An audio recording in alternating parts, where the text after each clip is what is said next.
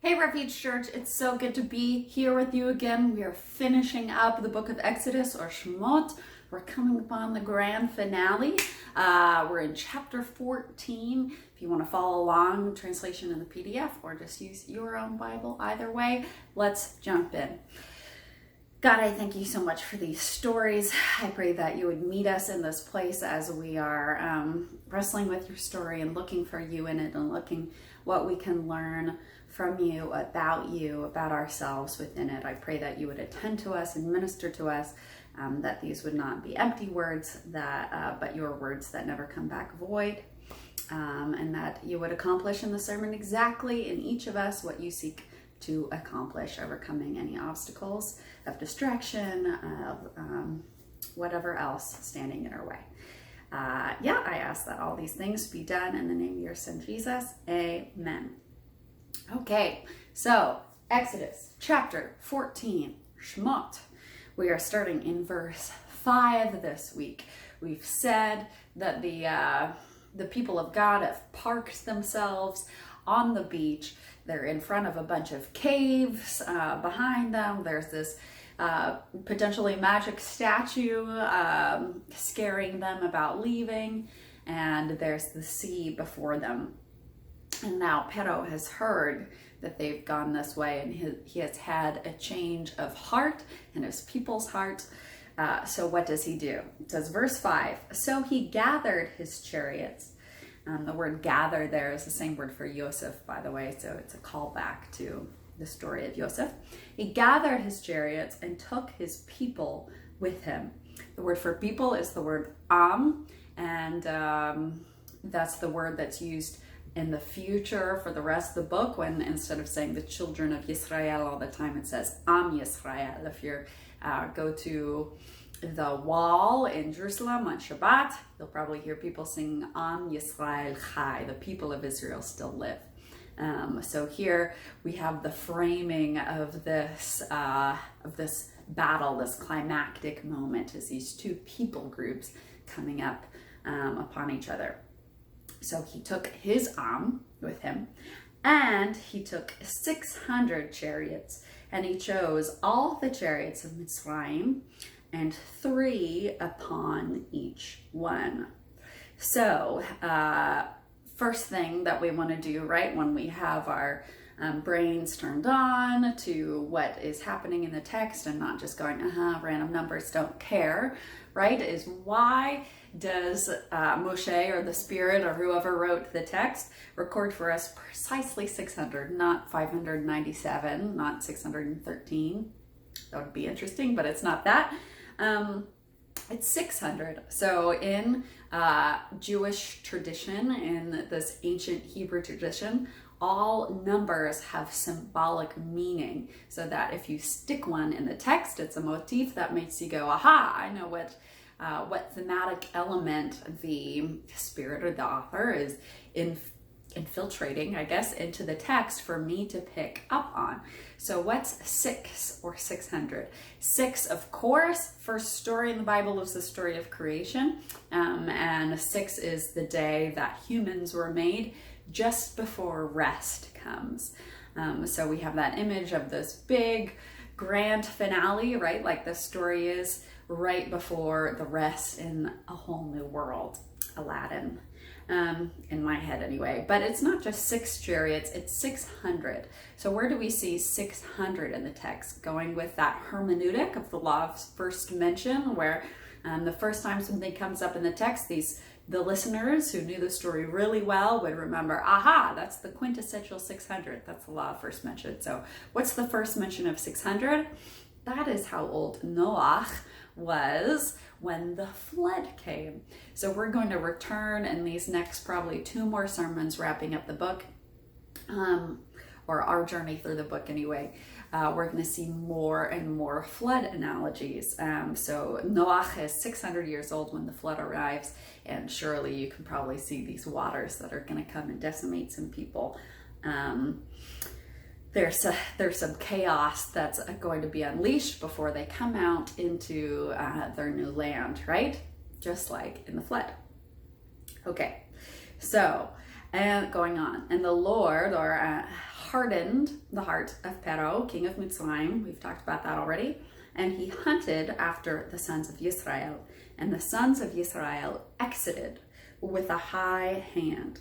So comment is split between whether this means the high hand part, whether it's a kind of colloquialism to mean with their heads held high, they're proud, they feel brave going out, they feel secure, so with their heads or hands held high. That's one interpretation. It could also be about their hands be held high in the text and in Hebrew and in lots of ancient cultures. The hands being held high, whenever we find an archaeological find with a figure with their hands up, which I actually have a little miniature to show and tell this week. Who knew? Looks like this. These are called praying figurines. I don't know what the camera is going to do with that one, but that's okay. And we find them all over the Levant whenever we're looking at a religious site or someone's home and they have these figurines. These hands are for prayer. They're called praying figures. And in Hebrew, the words for pray mean to cast your hands up. So if you grew up in a church community in which it was common to pray with gesticulations, that's very biblical. If that's not your vibe, that's okay. At least for now, to acknowledge that about yourself. But with hands held high, could be like this. They're going out with praise and thanksgiving, just partying about what God is doing as he does it, which is pretty cool because sometimes we wait for the end of the story before we thank God for what he's doing, or sometimes we forget entirely and just start praying about the next thing we need, right? So maybe the Israelites are modeling for us thanking God, celebrating, praying as he's already doing something. Also, the third theory about what hand held high means is that they are ready for battle. Like they have their slingshots ready to go. They're ready to draw an arrow from their quiver on their back, maybe, as they're heading out. That's pretty different from the other. But the idea is they're ready for anything, right? So either a proud interpretation, a praise, celebration, party interpretation, or a battle-ready interpretation. Any of those I'm fine with, but I'm excited to hear what you guys think. So the sons of Israel exited with a high hand, and Mitzrayim pursued after them, and they reached them, encamping upon the sea. We'll get back to that later, probably the beach. All the horses, Pharaoh, his horsemen, and his forces by the mouth of the caves before the face of the Lord of the North. That's the Baal Zephon. That's the statue we talked about last week if you missed it. And the Pharaoh drew near. So first off, super cinematic. The people are camped in this spot. And Mitzrayim comes up right up to them. But who draws near to them? But out of the crowd steps Pharaoh on his own, right? Ready for this epic confrontation. What's going to happen? Also, it's interesting that it says all the horses, not all the chariots, all the horses, Pharaoh, his horsemen, so the people on the chariots, and his forces. Why that particular set? The Midrash later in Jewish commentary, pre-Jesus, oral tradition written down through time of interpretive stories, say they answer the question, where did these horses come from, right? Because in the plagues, supposedly all of these animals, all the firstborn of all the animals, there's a question about how you define behemoth, which usually means field animals, but they're all supposed to be killed in the plagues. So how are there these at least 600 chariots left over to attack the people of Israel, right? So in the Midrash, it says that these horses were left over because the Egyptians, who were holy, who feared God, even though they were Egyptian, heard what God was going to do, and they went and they saved their horses. They pulled them into the barn so that they wouldn't be killed by the hail and the plagues and everything. And that's why there are these at least 600 horses left over. However, they say that they still, obviously, in this next story, get totally obliterated by the flood, even though their owners had enough chutzpah to say, you know what, I know everybody around me is still scoffing at this plague scenario, but you know, I think this God of Israel is really potentially real, potentially up to something, so I'm going to heed his warning this time, go against culture and try to save my horses. However, that act of trust in God, all the fear-based though it might be, did not translate outside of their physical possessions, their physical property. They said, you know, just in case, I'm going to, you know, make better, different stock market choices, right, in our parlance of how our finances work. But they weren't willing to use that same trust in God being real, God being efficacious, a person who they might have relationship with and conversation with, did not translate when it came to taking care of other people, only their financial property. So that is why they were still condemned, as it were, in the flood, and they all still perished. So the question for us is, where are the limits of our godliness or our God-driven values, our kingdom values, right? Sometimes we can say, you know what, I'm willing to go this far because that's what God says that I should do, but I'm definitely not going to go this far. I'm okay, you know, having my house a certain way, but if it comes to, you know, caring for the homeless person on my corner, absolutely not. Right? Where is that line for you? And maybe start asking some questions about why, and what we might be missing out on when we draw those lines. Okay, so the Paro draws near, Karev, he comes close to the people of Israel, going on and says, and the sons of Israel lifted up their eyes and look. Behold just means look.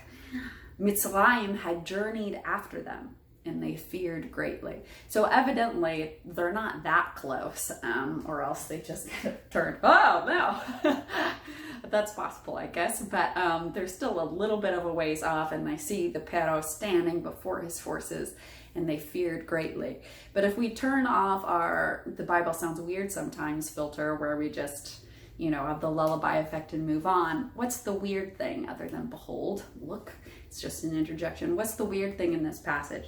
The weird thing is, and they lifted up their eyes. It's normal Bible speak, right? But what does it actually mean? Let's find out. So the word lift is the word NASA, which is very cool if you're into NASA, as in with rocket ships. Maybe there's some Jewish people in that organization. Who knows? But its first mention comes from the story of Cain. Cain has just murdered his brother Havel in a field, and God comes to him and says, you, because of your violence, are not safe to be in this community, and so I'm going to draw you out of that community, and you are going to be in exile. You're not allowed to come back, but you are going to be able to wander the rest of the world. And here is either a dog or a sign, depending on your interpretation, to keep you safe while you do so, but you are not allowed to come back to this community because of the violence that you have done. And Cain, being human and a bit whiny, says, oh, this punishment, it is greater than I can lift. Usually translated greater than I can bear, right? So how does that come back in this picture with they lifted up their eyes?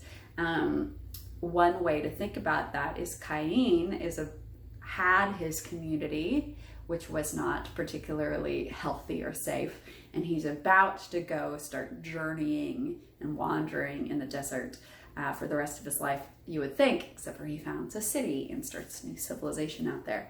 Here in this story, the Israelites are leaving their unsafe community, and although Moshe is the murderer in our story, not Cain, and Mitzrayim is also the murderer, the Israelites are about to go wander the desert for a whole bunch of years before they found a series of cities out there, right? So there's some parallels to the first mention of lift, but specifically lift up your eyes. That's a weird phrase. If you think about it without your Bible goggles on, what does it mean to lift your eyes? Well, the first time we see that whole phrase is in the story of Lot and Avram in Genesis. Lot and Avram have been traveling together for quite some time, and they have acquired a lot of material possessions, and they have decided, their shepherds keep fighting about who can graze their flocks where. And so the solution that they come up with is that Lot is going to pick his land and Avram is going to keep wandering and traveling, right? And it says Lot lifted up his eyes and he found a good place to be. So again, we have this character who is in community. It's not healthy. There's conflict, and he lifts up his eyes right before he's about to set out and say, this is my land.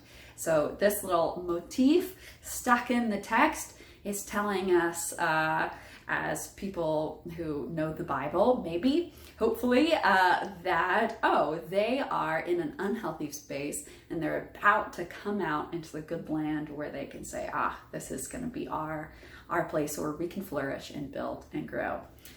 So that's why that's there. We can start noticing on our own more Bible-isms that we normally just skim over, and then look up, where did they come from?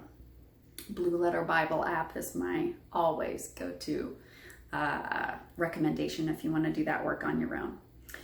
We also, coming back to us, get to lift up our eyes and look around and say, okay, God said that he is bringing kingdom crashing into earth, right? The end of Revelation, the New Jerusalem is coming down. Or if you want to stick with Jesus, he says that the kingdom of God is at hand, it is here.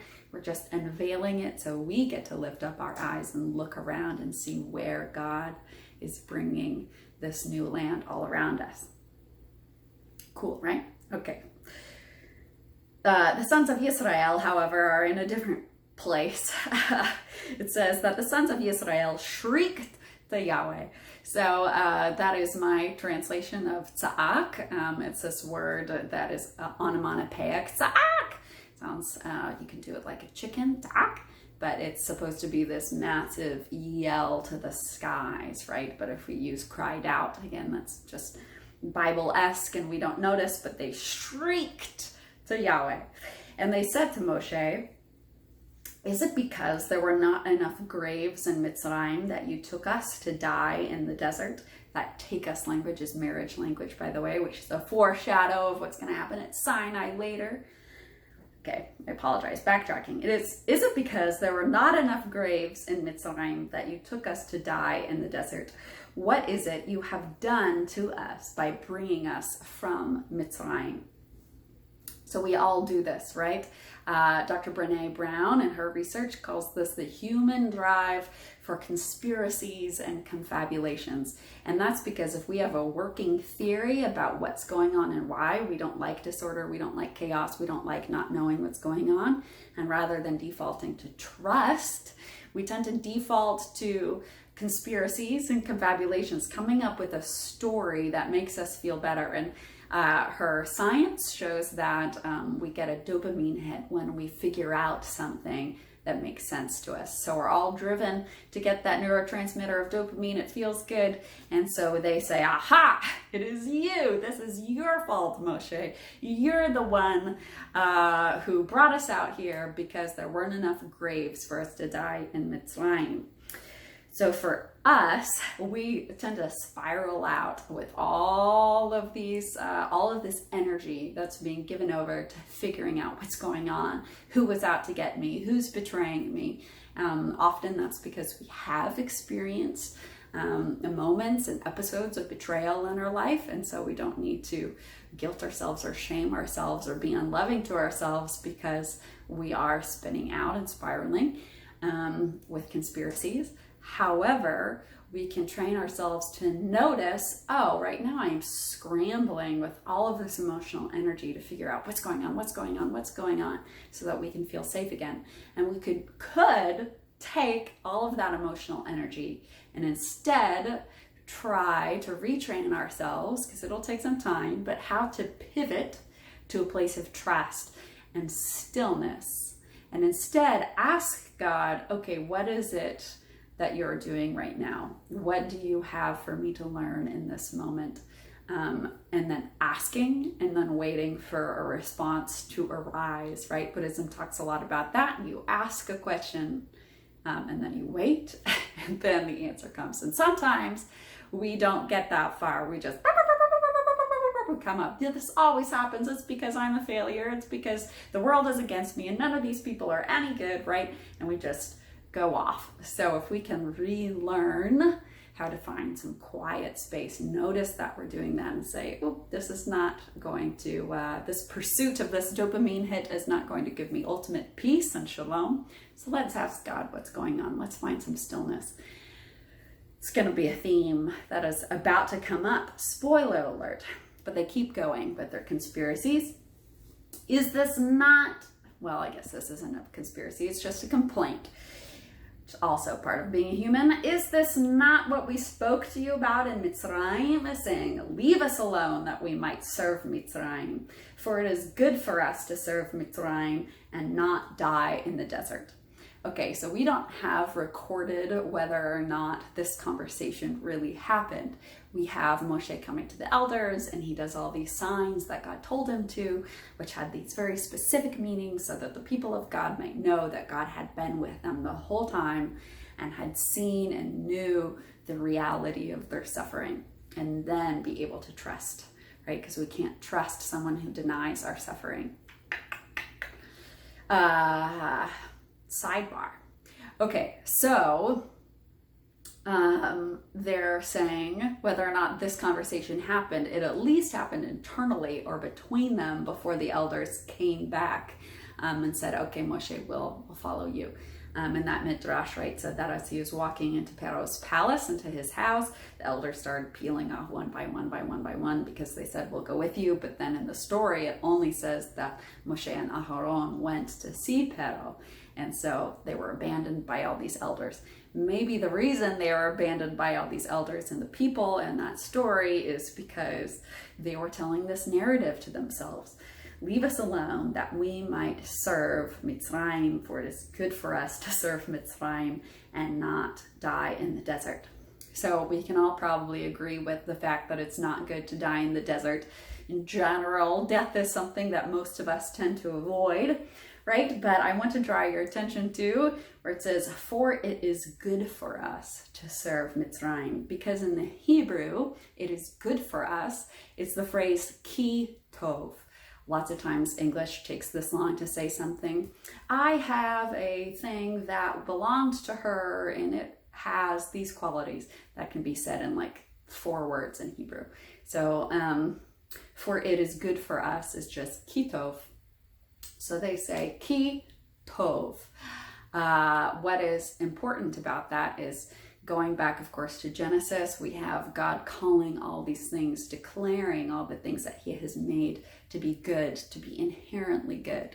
And we see Moshe's mother at the beginning of this story in the book of Shemot, the scroll of Shemot, when Moshe is born and she is trying to decide what to do with the ongoing genocide. It says that when Yocheved, Moshe's mother, saw that he, ki tov, it says she saw ki tov, and so she decided to hide him away instead. So there's this picture being made before, at the end of the story, or this arc of the story, and at the beginning of the story, we have this reminder: we shouldn't die in slavery. Moshe shouldn't be killed off by this empire. Why? Ki tov, because he's good, because God says that we are good at the very beginning of his story. And here, as we so often do as humans, we've exchanged, I am good, therefore I should not be a slave, and I should act out against this injustice and partner with God in putting the world together, back together. And we instead say, you know what, this is good enough. They're saying, leave us alone that we might serve, that we might be slaves to Mitzrayim, for it's good enough for us. to serve Mitzrayim rather than die in the desert. So the call, this embedded element, ki tov, in the text is reminding us that we are good, just like Moshe was good and didn't deserve to die. We are good. So how often do we choose something that's good enough rather than going for highest good? We stay in a bad relationship because it's good enough. We stay with certain friend circles that aren't healthy for us because it's good enough, even though we make a lot of bad choices around with them and something dramatic always happens. It's good enough. We stay in a bad job, a bad situation, etc., because we think that it's good enough. And instead of recognizing, no, I deserve to be in a relationship in which we can both have challenges and encourage one another and have ups and downs. Of course, we don't want to be quitters all the time and say, oh, you're not good enough for me.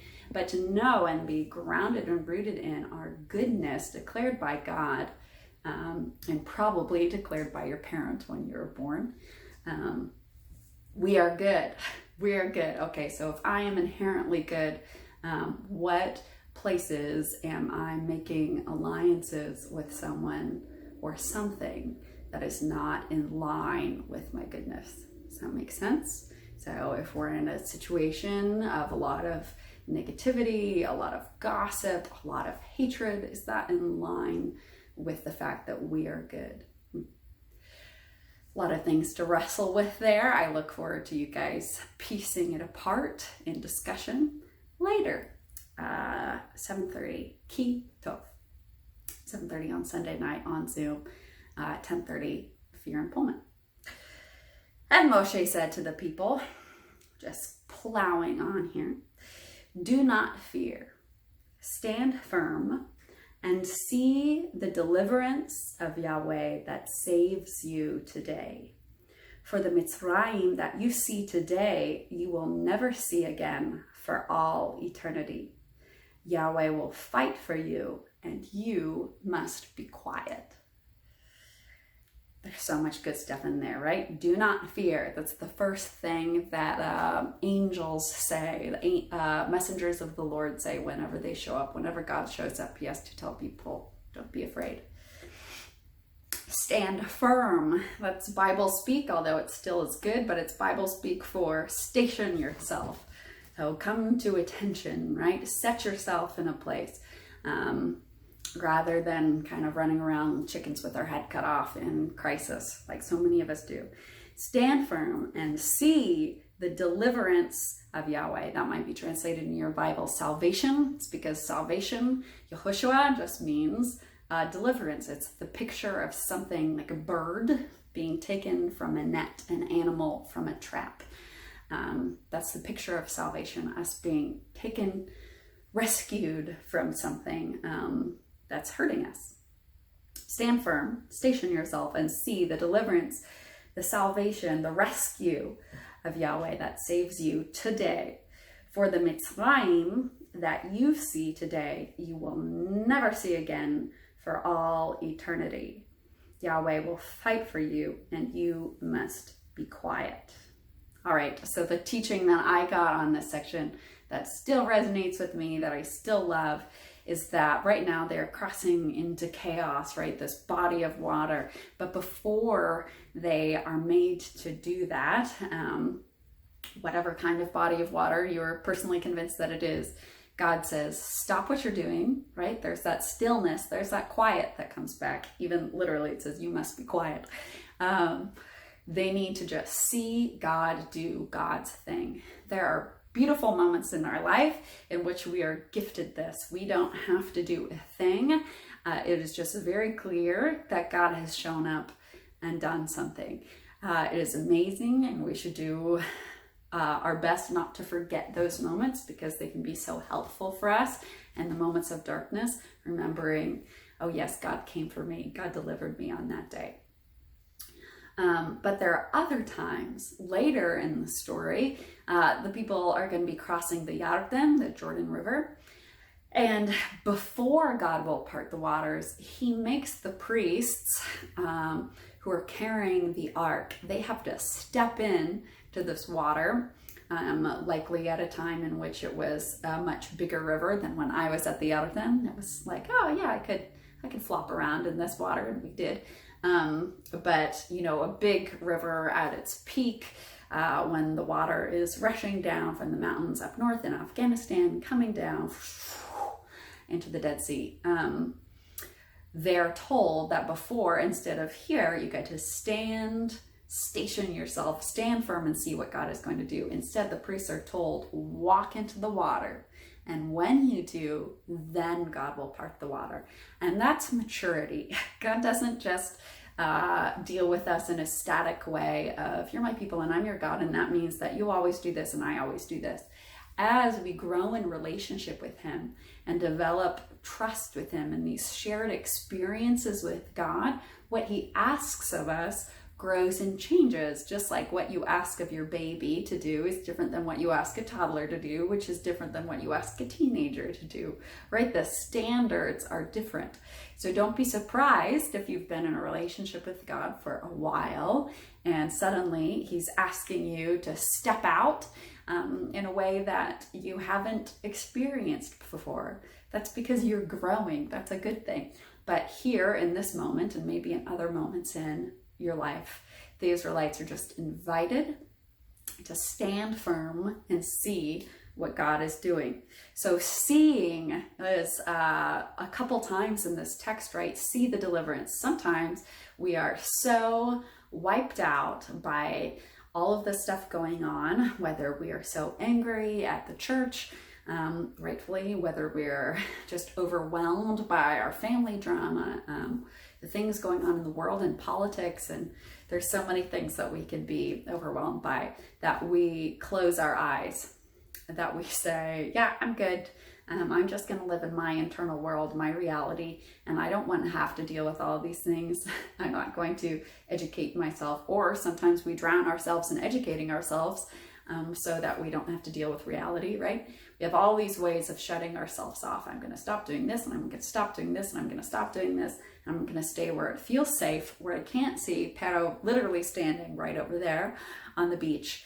God says, if we have cut ourselves off from the fullness of experience because we are scared, we don't get to see the amazing miracles that are also going to happen. So if we've cut ourselves off from reality, either by staying within our little bubble, our little friend bubble where everybody agrees with us and says the same things, if we've cut ourselves off from reality by cutting ourselves off from community, right? And I don't need friends and I don't need anything else. I have my little routines and patterns, and that makes me feel comfortable and that makes me feel safe, and I don't have to worry about these bigger things. When we do that, when we close ourselves off from the fullness of our emotions, right? Because that's what we're doing. We don't want to feel fear. We don't want to feel anger or grief. We are missing out on the opportunity to also see the miracles God is doing. Now, if we lean in really hard to anger, grief, or numbness and make that our new identity, we're also shutting ourselves off from experiencing these amazing things that God is doing. It's not that if I really, take a bath in my anger, that means that I am experiencing the world more fully. Not necessarily. It says to open our eyes to experience things as they're happening, as they're coming. And yes, you will see fear and have to talk to yourself about that, but you will also see what God is doing, his rescue, his deliverance, his salvation. So we don't want to miss out. That's amazing. So open your eyes.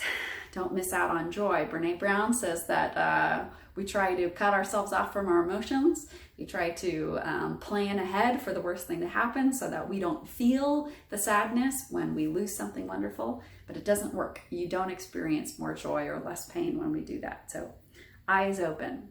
But the second half of that is eyes open and then find stillness, because he says, stand firm and see this, for you will never see Mitzrayim again.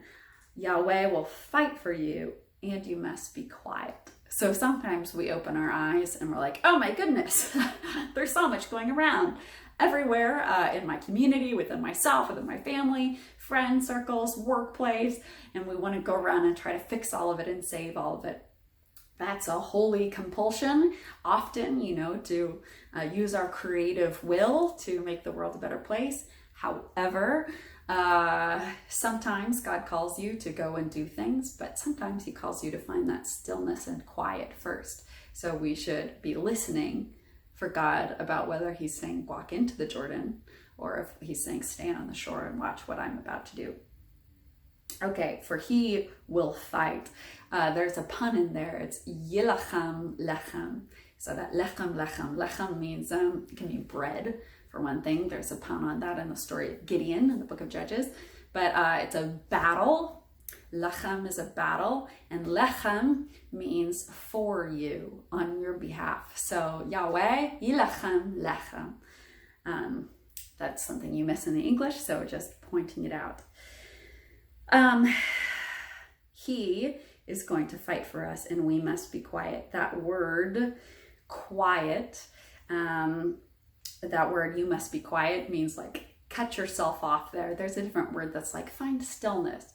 That's earlier, right? In the stand firm, station yourself. This is stop it. It's a word for like engraving or harvesting when you chop something off. Sometimes we have to tell ourselves, stop it. We're not doing that right now. But the last thing I want to draw your attention to is this curious line. For the Mitzrayim that you see today, you will never see again for all eternity. There's a lot of ways you can say, those guys over there are about to get killed off. It's going to be crazy, really like Gandalf Arwen stuff. So why does he say that they'll never see them again? Le'olam, for ad olam, actually. Ad olam, for all eternity. Olam is like the end point where everything vanishes. Forever and ever and ever. You'll never see them again. Why is that necessary? It goes back to, as this keeps doing, olam first shows up in Genesis when we're talking about the tree of life. But in this story, the picture that's being painted is bigger than just Egypt and Israel in this moment. It's a story about who continues, who wins, right? That's another way of looking at winning. Who gets to keep going and who gets cut off. In 1 Corinthians 3, Paul talks about this in his eschatology. He's talking about how we're all building things in different levels of excellence, different goodness. Some of us are building with gold and silver, and some of us are just building with hay. But in verse 13, he says, each one's work will become obvious, for the day of the Lord comes up all the time in Tanakh, will disclose it because will be revealed by fire, and the fire will test the quality of each one's work. If anyone's work that he has built survives, he will receive a reward. If anyone's work is burned up, he will experience loss, but he himself will be saved, but only as through fire. So that's Paul's eschatology. The things, people keep going, but the things which are not of God, which are not of the foundation of Yeshua, of Jesus Christ in verse 11, things that are not of him, get burned up and they don't get to keep going on. And things that are of God, love, forgiveness, grace, mercy, kindness, compassion, joy, does go on. So here we have an instance of that. The empire, the oppressors, are what doesn't go on. You'll never see them again after this day. Ad olam, until eternity. This part is being cut off. You guys get to continue on. So how, a different way to phrase that is just the idea, it's still Pride Month, that love wins, right? God wins, love wins, grace wins, forgiveness wins, mercy wins, nurturing wins, compassion wins, joy wins, hospitality wins. It's what continues. The things that are not of God, empire, violence, injustice, oppression, racism, sexism, homophobia, etc., sin, anger, unforgiveness, all of those things get cut off in Paul's model that he has for us. So how does that change our ability to have stillness, right? Because if you believe it is all up to us and who knows what the end of the story is, we are going to be chickens running around with our heads cut off. But if we can know who wins, what continues? Love. God. God is love, right? How does that change our posture? How does that change the way that we approach our mission? I'm excited to talk to you guys about that in discussion again, but let's pray.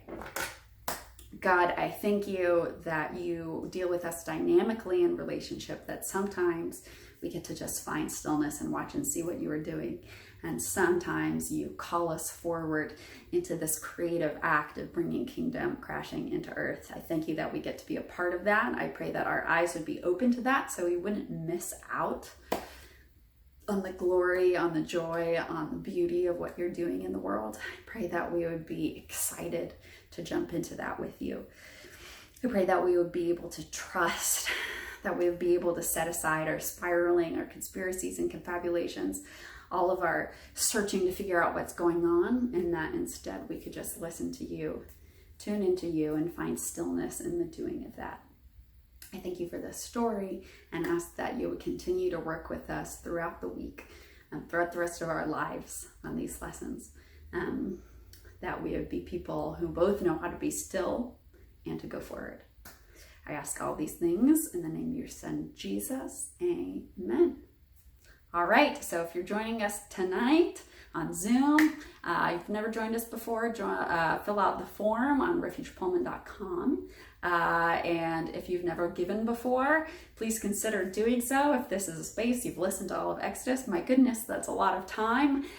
We would love to receive some financial support from you as we try to get up and running with the space and the living wage. Thank you so much if you already give. We appreciate you deeply.